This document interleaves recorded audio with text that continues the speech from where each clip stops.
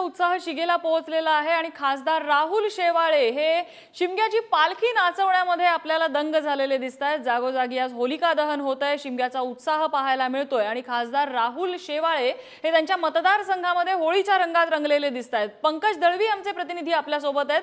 पंकज,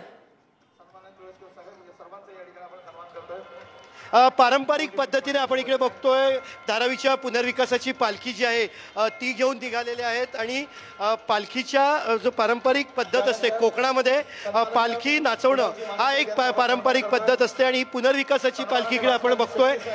पुनर्विकासाची ही पालखी आहे आणि होळी जी पेटवली त्या होळीचं दहन करताना सुद्धा तिथे धारावीच्या पुनर्विकासात ज्या काही अडचणी आहेत त्या अडचणी तिकडे लिहिल्या होत्या आणि त्याचं दहन करण्यात आलं।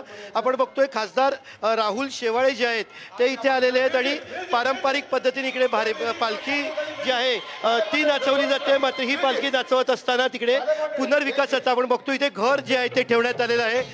हे घर जे आहे ते पुनर्विकासाचं जे आहे ते प्रतीक आहे आणि म्हणून इथे धारावीची जी पालखी जी आहे ती ठेवण्यात आलेली आहे। आपण बघतोय पालखी आपल्यासोबत राहुल शेवाळे असणार आहेत। आपण राहुल शेवाळेंशी बोलणार आहोत की अशा पद्धतीचा हे सोहळा कसा असणार आहे। आपण खासदार राहुल शेवाळे यांच्याशी या बाबतीत चर्चा करणार आहोत की धारावीच्या पुनर्विकासा संदर्भात। राहुलजी, होळीच्या शुभेच्छा तुम्हाला।